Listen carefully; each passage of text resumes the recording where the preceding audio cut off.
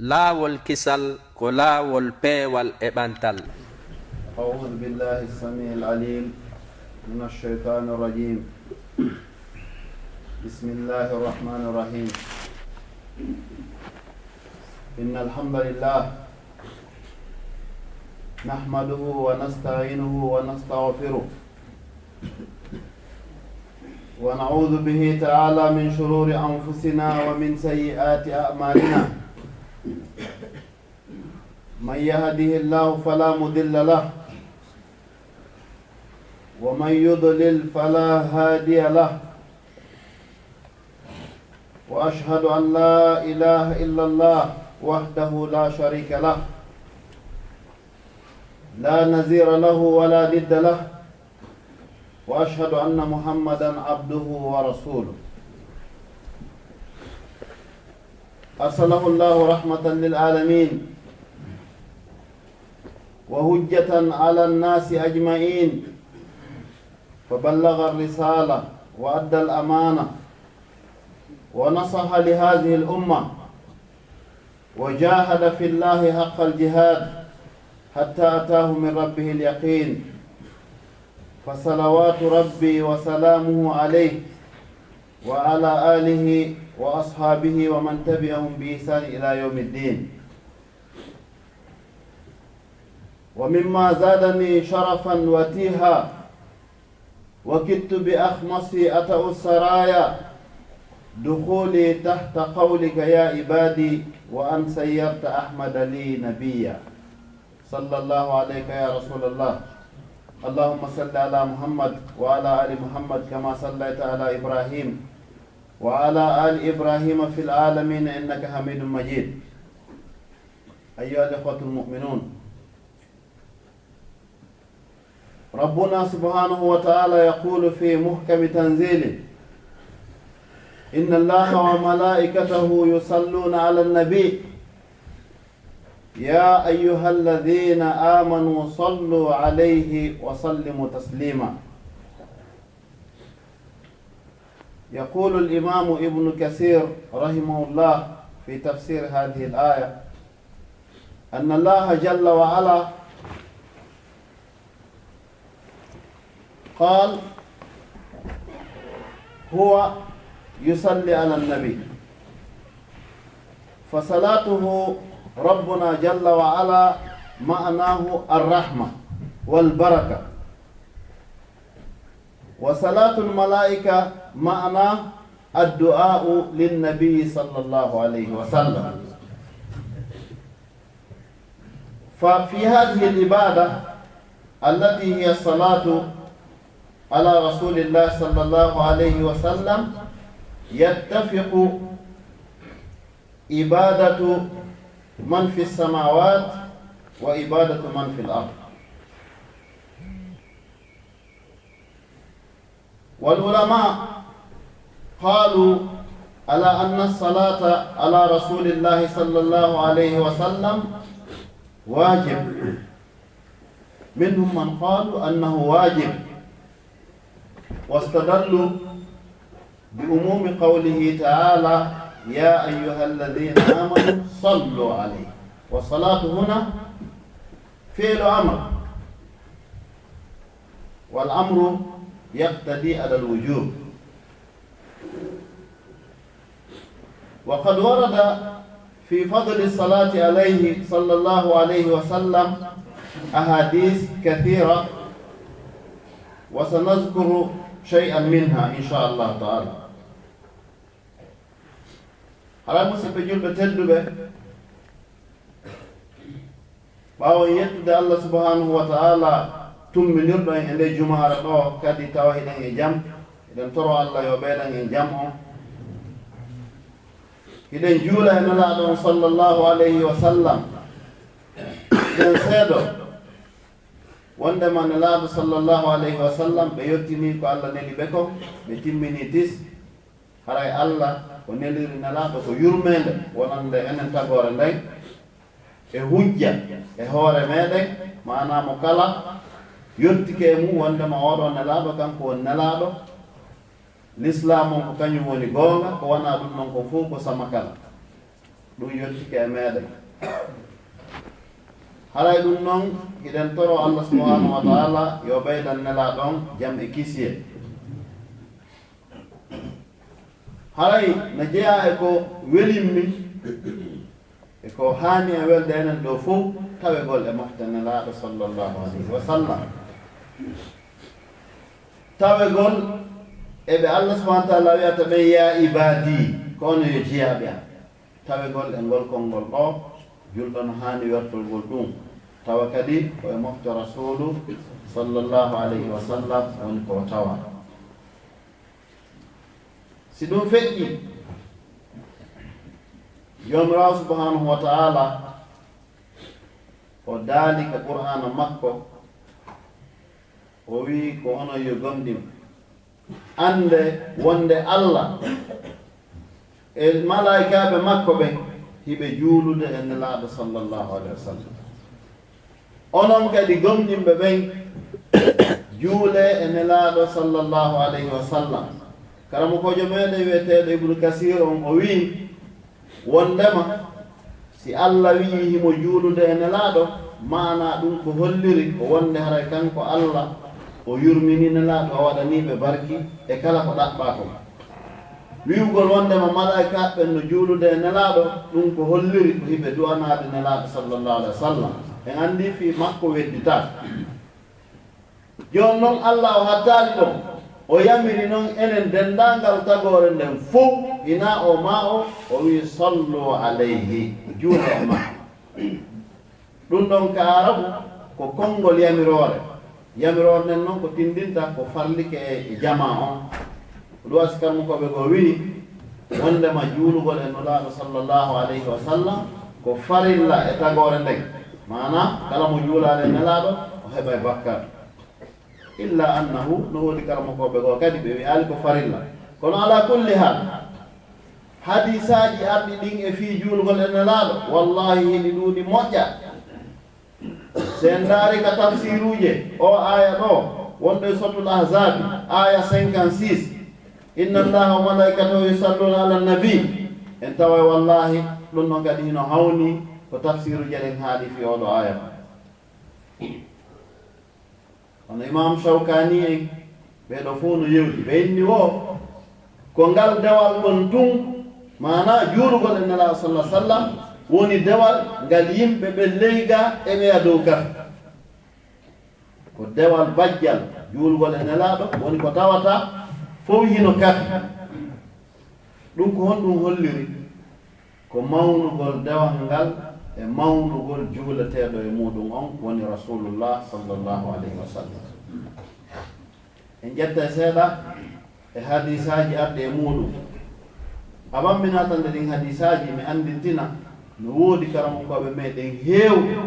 walli fiiɓe defte spécial fi juulgol e nana sallah sallam no jeeya e muɗum karamokojo meɗen molanaɗo wiyeteɗon ibnul qayyim al jawziya fi kitabihi jila'ul afham fi salati ala khairil anam nani no wi deftere nde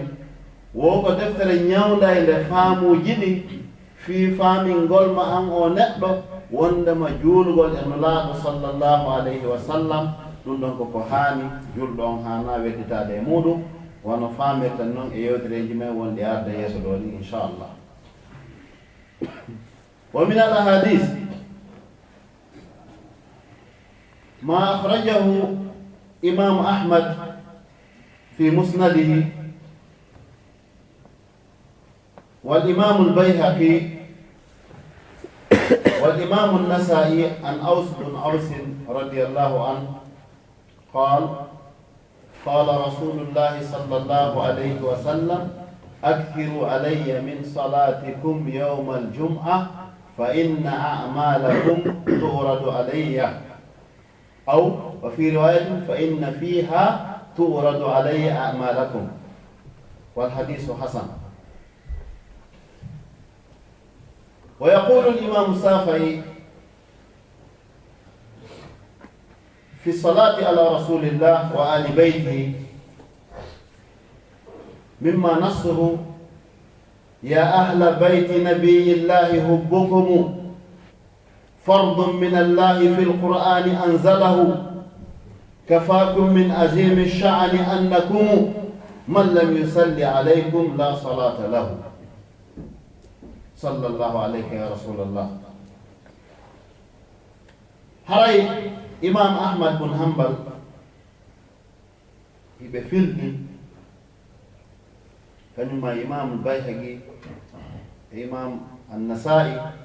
حديث معوذ بن أوس أدنى وندما نلاد الله صلى الله عليه وسلم بماك كبر موجود ينال دين فوق جمعة هاي جولة أن الجمعة جولة نلاد الجمعة فيهن بسكيكو الجمعة قل لي جماعة ويبتان نلاد صلى الله عليه وسلم بركو جماعة قل لكم اندر ينتر دي جمعة ركلا نلاد حلته مكلا قل لكم بين نكاري كون دو غولي ندر سمان كاري كاري كون دو غولي دونك نلا صلى الله عليه وسلم بما كينون حديث go mido yidi si tawi mi hollama golleji mondi harano heewi ton ko juulu don e an mido yidi yiwgol kaydiji golle mon den si addama hara juulugol e nala sallallahu alaihi wasallam hino heewi ton donc haray o hadith do hadithun hasan haray ko dum hollirta ko wondema hino haani ka juulen e nelaaɗo sallllahu alayhi wa sallam sowno fof e sowno kono noon tentini juma ko fi on waɗɗo so précise juma par ce que juma no ɓuri balɗe lottuɗe ɗen fof donc ɗum waɗi si o waɗi spécial o tentini ɗo e juma hadisaji arɗi ɗin fiyo juule e nelaaɗo sallah sallam a tentini yawmul juma hiɗi ɗuuɗi moƴƴa no e majji hadisaji lowɗi laakin hino e majji kadi heewɗi selluɗi wono omo mi jantiɗo jooni donc haray juulugol e nelaaɗo sallah sallam haray ko hunde nde ɗaɓɓirane yilti imamu shafi eɗen anndi on woni imamu shafi ɓe maaki ɗon ko fii juulugol e nelaaɗo e ɓeygure mum ɗen fof ɓe wonno maako ɓe maaki ya ahla bayti nabiyillah ko ono yo ɓeygure nelaaɗo ko ono yo suudu annabaako hubbukum fardun min allah fi lqur'ani anzalahu yiɗugol ɗon koko waɗɗi Allah waɗi yiɗugol ngol koko waɗɗi ummorde ka qur'an yiɗugol nelaaɗo e ɓeygore mum ɗen o wi noon yoni on mawnugol fiyaake moɗon kafakum min azimi sha'ani annakum man lam yusalli alaykum la salata lahu yoni o wondema par ce que si goɗɗo juuli o juulali e nelaaɗo hara o juulali ɗen anndi ka faraidu salati no e karamukoɓe meɗen imamuɓe meɗen ɓe ñentintenɓe waɗɓeɓe juulugol e nelaaɗo ka farillaji julde jaka yoosi koye on mazhab ɓen ɗo wonɗa so a yejjiti juulugol e nelaaɗo sallah sallam ka nder julde hara julde ma nde nde boni par ce que kamɓe ko ɓenndi ko farilla donc farilla noon ko tawata si neɗɗo on acci tum haray o borrama donc haray koye wattan yila e ɗum nonde hooti ɗimmum ɗum حديث أنس بن مالك رضي الله تعالى عنه في قال سمعت رسول الله صلى الله عليه وسلم يقول من صلى علي مرة صلى الله عليه بها 10 أو في وي وندما نلال صلى الله عليه وسلم بماكي كلا جولو دو أن لا والغوتو الله سبحانه وتعالى جولا مكو لا بسبب hadisaji arɗi ɗin fi juulugol e nela sallah sallam hiɗi heewi hiɗi ɗuuɗi ina ton hadise goo lowɗo kono en ƴettemo lel istidlal wondema ɗon nelaɗo no maaki mo juuli e an laabi temedere allah juula e makko laabi wuluure mo juuli e an laabi wuluure allah harmina e ɓandu makko naatugol yiide on hadis on kadi ina windi ɗum ɗo fof ko في جولول إن الله صلى الله عليه وسلم جوننا الآن فما هو الثواب للذي يصلي على رسول الله صلى الله عليه وسلم فلنستمع إلى الأحاديث في ذلك ومنها ما رواه أبي بن كعب أنه قال للنبي صلى الله عليه وسلم أنا أكثر الصلاة عليك يا رسول الله فكم أجعل لك في صلاتي؟ فقال له رسول الله صلى الله عليه وسلم ما شئت، اجعل ما شئت. فقال أجعل لك ربع صلاتي. فقال صلى الله عليه وسلم إن شئت وإن زدت فحسن. فقال أجعل لك نصف صلاتي. فقال له النبي صلى الله عليه وسلم إن شئت فإن زدت فحسن. ففي آخر الكلام قال للنبي صلى الله عليه وسلم أجعل لك صلاتي كلها.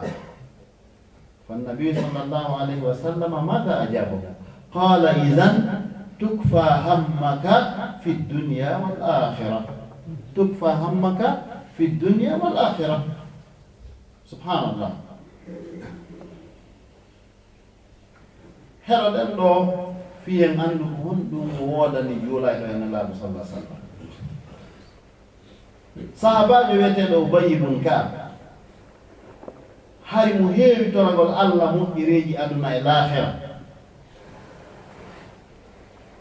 O wii nelaaɗo min noon e nder ko mi toroto ko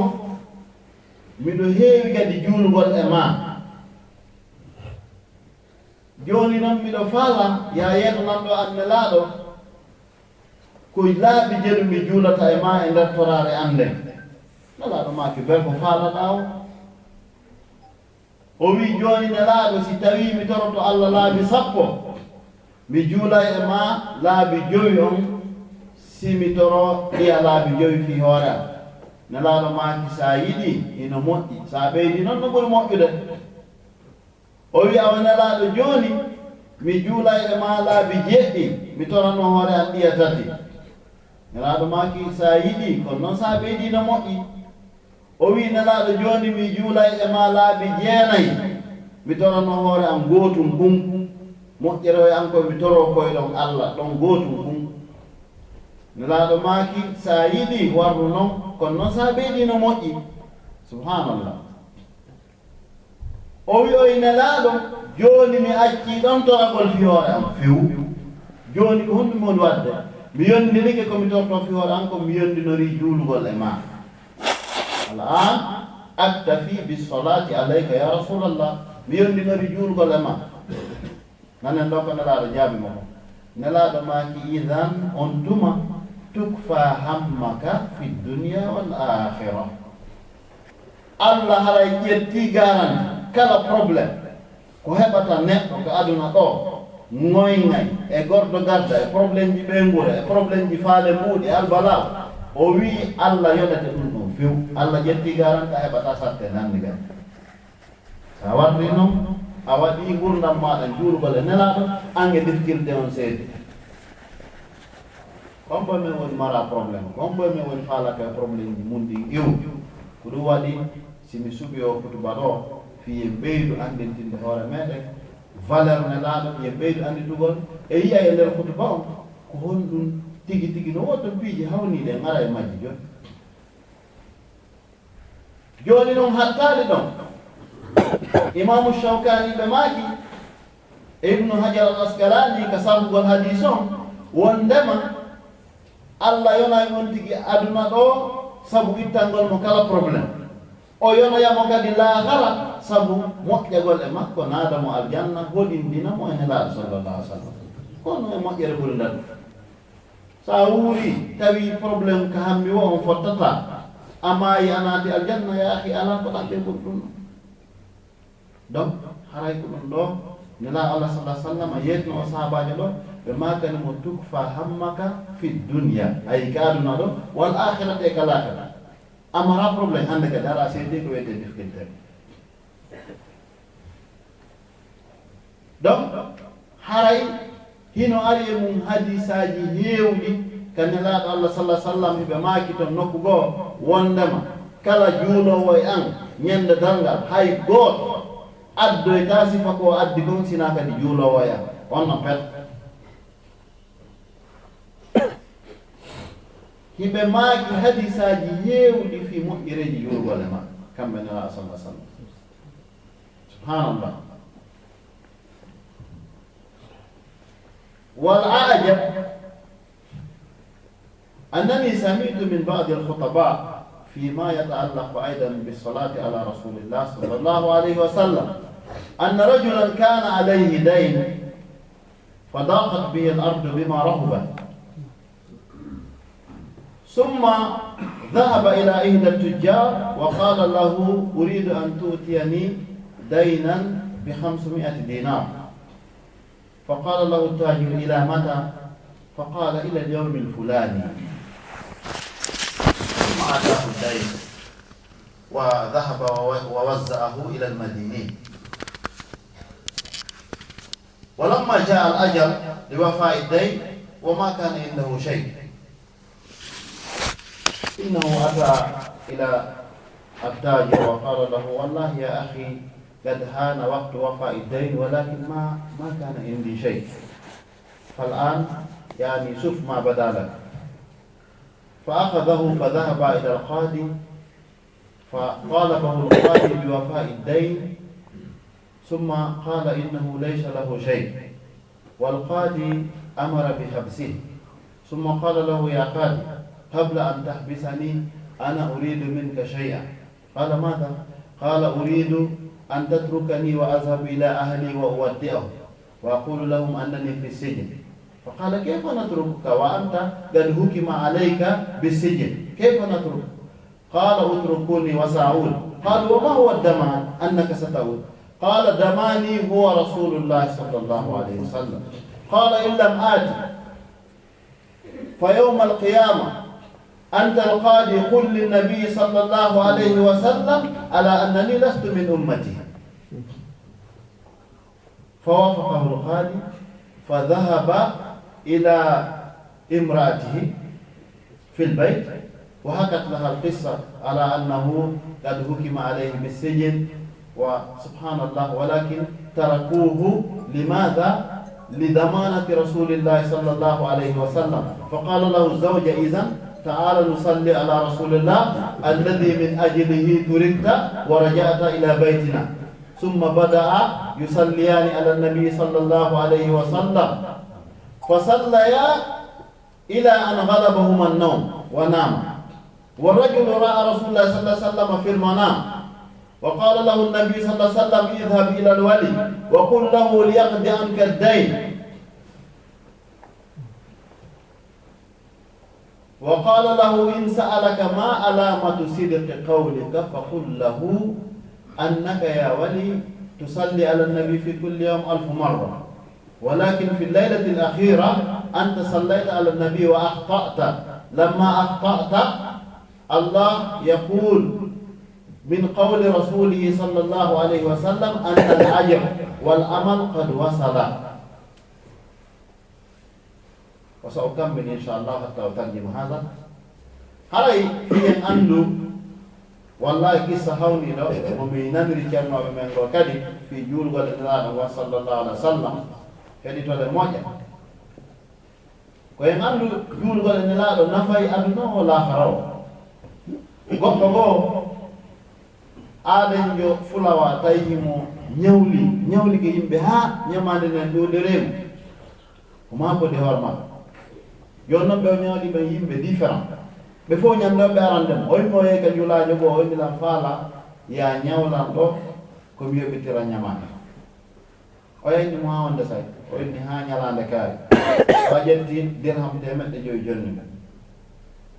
ko jetti mboti oy bi te be nyawli be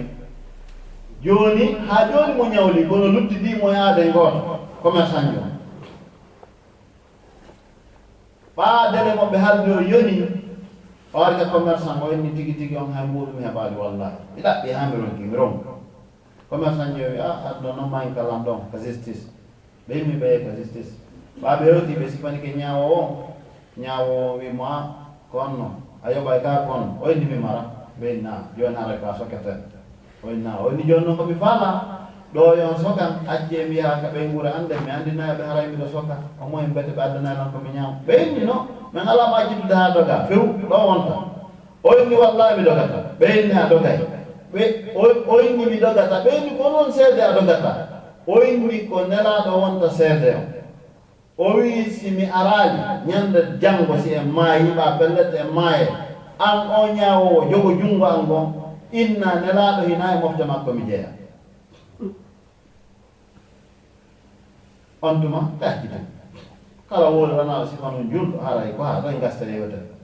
o ardi ka ɓengol makko nden ka suudu wayno goɗɗo o ari o sifani ɓen makko inna ha tigi tigi ley mi yeyi to kono ɓe yi komi soke joni noon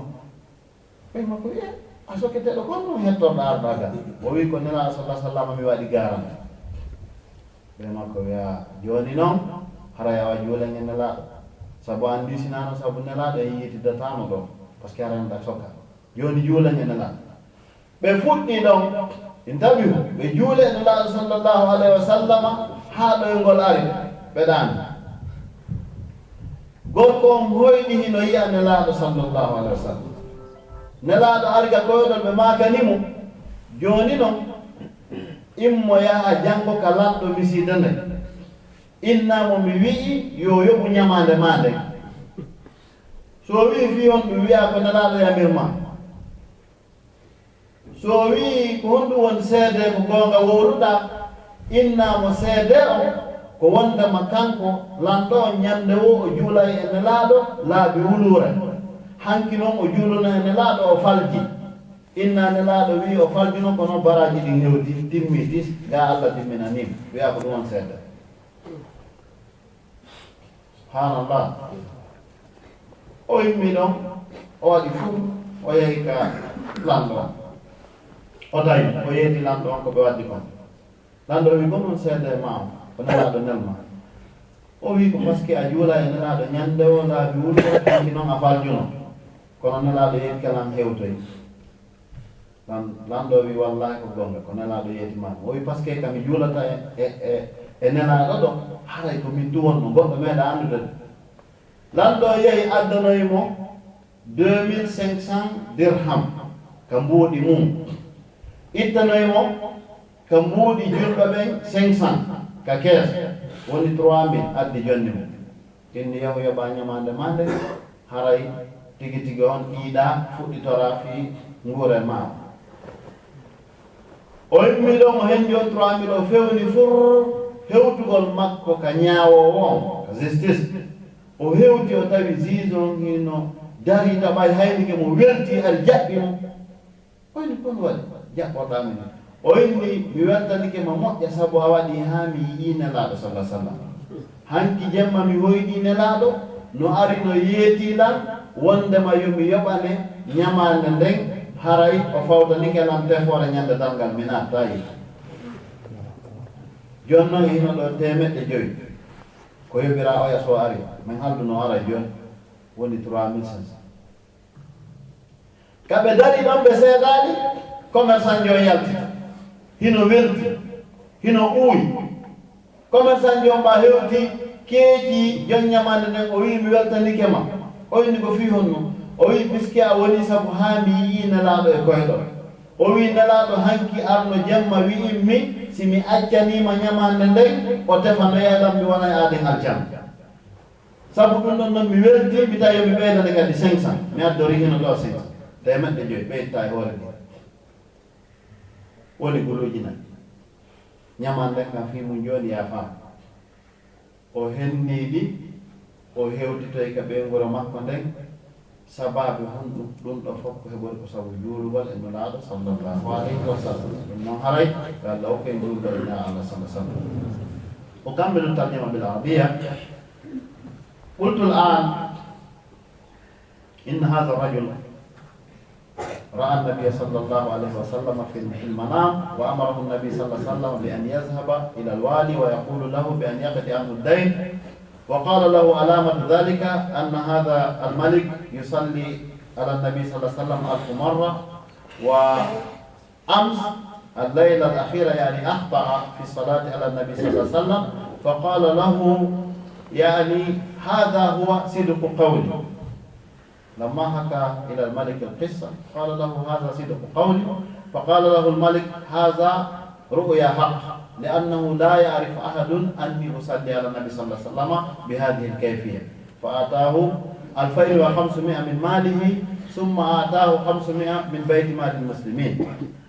ثم إنه ذهب الآن إلى القاضي ليخلص الدين. ثم لما وصل إلى القاضي، لما رآه القاضي اهتز فرحا وقبض عليه وقال له: والله أنا فرحت لرؤيتك لأنه لأجلك رأيت رسول الله صلى الله عليه وسلم أمس في المنام، فقال لي رسول الله صلى الله عليه وسلم أن أقضي عنك الدين، فإذا قضيته فسيكون لي شفيعا يوم القيامة.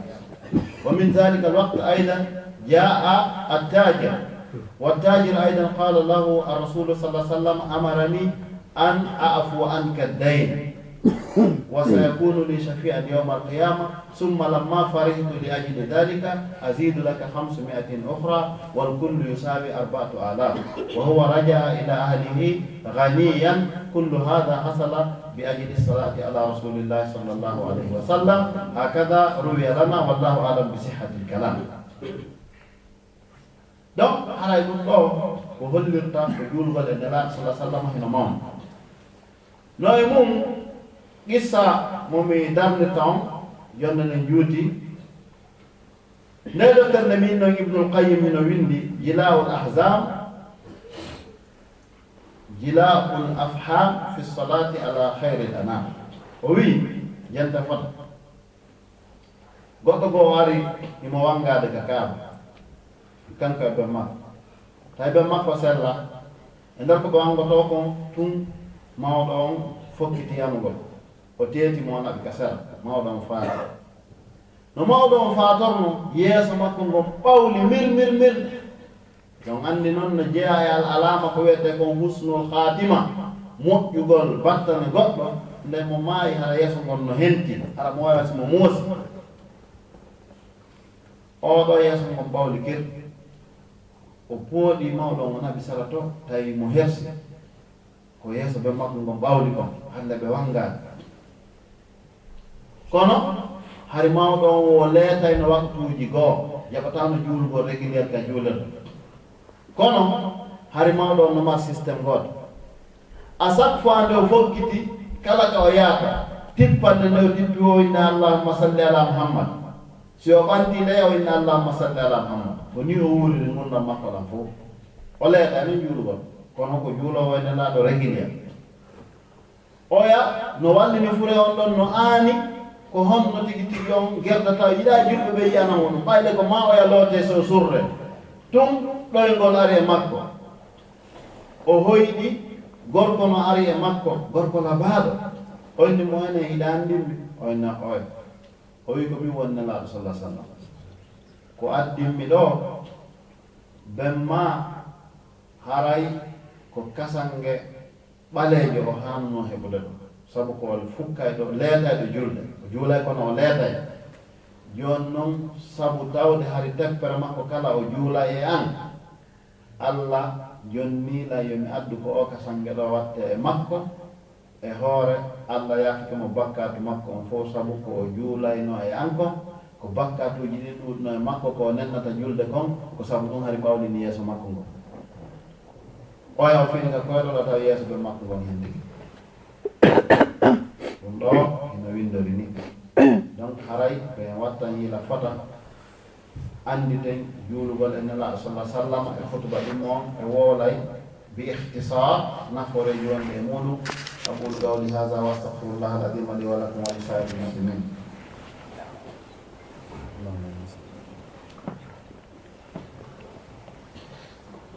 alhamdulillah wassalatu wassalamu ala rasulillah Muhammad bin Abdullah khairi khalqillah wa ala alihi wa ashabihi wa man tabi'ahum bi ihsan ila yawmiddin wa ba'd. ayyuhal mu'minun, inna lis-salati ala rasulillah sallallahu alaihi wasallam fawaid kathira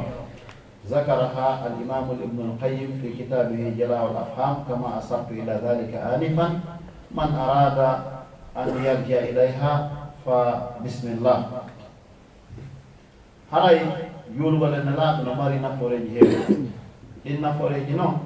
karamo kojo meɗen on ibnul qayyim al jawziya hino sifi buy e majji ka deftere makko ndele wonde ndo wiyeten ni jilawol afham, hiɗi ɓuri 4 ko sifi no jeeya muɗum honɗum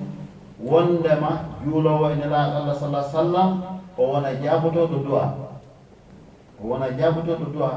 fi on no nelaaɗo yiɓe maaki wondema kala ka du'a si juulaka e maɓɓe haray du'a on no wengita kala ka du'a fuɗɗora juulugol e nelaaɗo sakkitora juulugol e nelaaɗo Allah jaɓay ko woni hakkude juulangoji ɗiɗi ko ɗiɗi on no jeeya e mum jalbugol yeeso juulowo ne Allah sallallahu alaihi wasallam Allah jalbinaymo tati on no jeeya mum wondugol e nelaaɗo Allah sallallahu alaihi wasallam tentini ñande dalngal fil maqamatil ula nokkeeli towɗi no jeeya mum honɗum haray kadi a waɗi golle ɗe kafiduɗa e Allah subhanahu wa taala par ce que ko Allah tigi wi kanko Allah mana si min ni kafiduɗa na en famir ko sirku kono awa ko golle ɗe Allah waɗi o wima an kadi ya waɗu inna allaha wa malaikatahu yusalluna ala nabi ya ayuha alladina amanu sallu alayhi a faami on fof on juule e nelaɗa haray no jeeya e muɗum honɗum udditagol arsike o wiyete basal kon e ɓittende Allah sendete mum few wona noon yo on tigi jokku juulugol e nelaɗo tun dey kadi acca waktuji farilla ɗi ɗum ko supplément wona kadi yo on tigi jokku juulugol e nelaaɗo tun hara ka yi'a woyno ronni bone jikkol ngal won koye moƴƴu laa ko waajotoɗen kon fof sifa ɗi piiji ko ɗum wiyete fadailul amal ko addi kon daiman koyen anditu taw koye jikku on tigi o moƴƴu o wona julɗo moƴƴo o ɓeyta noon ɗum ɗo nafa mo kono sa on tigi ko délinquant bandi tooñe wujja jetta ka affaire illégal watte o mo tawa mo faaɗo juula e nelaaɗo haa hunnu ko yaaba hay fof nafa tan ko yawno fewɓe julɗo haqqa juula noon e nelaaɗon tuma nafa o nani gol ko Allah wi ko ya ayyuhalladina amanu sallu alayhi ono yo gomɗinɓe juula e maɓɓe o wiyano julɓe tun ko julɓe tun hayno en foppe en naati tan kono ko amanu gomɗinɓe ɓen hewtuɓe ɓen darajatu taqwa daraja hulgol Allah faami ka ɗaɓɓa ɗon donc inchallah mi darnoɗo yewtere nden mi lutte min ɓuuri ko yewtete kono haray darɗen ɗo ha lawol goo haray iɗen yamodira hulgol Allah subahana wa taala kene gunɗo iɗen yamodira wattangol yila haray juula e rasul sallllahu alayhi wa sallam sowno fof e sowno ka fottuɗe o nelaɗo ma kisi jama fotti ɓe juulade e makko ɓe seedi ɗon haray ko wiyete heeɓiɓe ko wiyete tiratu ɓuytande si Allah no yiɗi o yaafotoɓe simo yiɗi o lettayɓe donc juulugol e nelaɗo haray koko waɗɗi e men ko haali sowno fof sowno ɗum noon kayfiyaji ɗin no heewi ko ɓuri sellude kon selon ko ari kon ka defte hadis ko allahumma salli ala muhammad wa ala ali muhammad kama sallayta ala ibrahim wa ala ali ibrahima fil alamina innaka hamidum majid wa barik ala muhammad wa ala ali muhammad kama barakta ala ibrahim wa ala ali ibrahima fil alamina innaka hamidum majid ɗum ɗo ɓuri sellude no toon noon kel ɗo no ɓeytti wa azwaji wa zurriyati no toon noon kadi salatuji heewɗi ɗum woodi million de salat kono ko ɗum ɗo woni ko ari ka hadis e mana mo imam bouhari filli kon haray ala kulli hal ko yamodirten ko juulgol e nelaɗo sallallah alih w sallam sowno fof sowno bimme kinkiɗe haray e yii nelaɗo ko juule makko ka julde donc bimbi askar ji bimbi ɗin koye tawnto juulgol e nelaɗo ñalormaji ɗin men nokkel ɗin fof e riwayaji ko ɓe wi hay si julɓe ɗi yo salmodirimo kala juule e nelaɗo ɓe yafude bakkat maɓɓe hadis on ɗon sella kono hino windi donc ala kulli hal koye wonu juula e nelaɗo sallallah alih w sallam sowno fof kono noon adine gonɗum ɓurugol Allah ngol kene e gunɗo ine wiya fa ya mafasa almuttaqi wa ribha abdin qad wuqi su al hisabi almubiqi wa ya khasarata man baga wa man taadda wa tawa wa shabba nirani alwaga fi matma'in aw matma'in ya man alayhi almuttakal irzada ma bi min wajab lima jtarahtu min zalal fi umri almudayyi faghfir li abdin mujtarin وارحم بكاه المنسجم فأنت أولى من رحم وخير مدعو للدعي أقول قولي هذا وأستغفر الله العظيم لي ولكم ولسائر المسلمين فاستغفروه إنه هو الغفور الرحيم وآخر دعوانا أن الحمد لله رب العالمين لا والكسل كلا والبي والإبانتل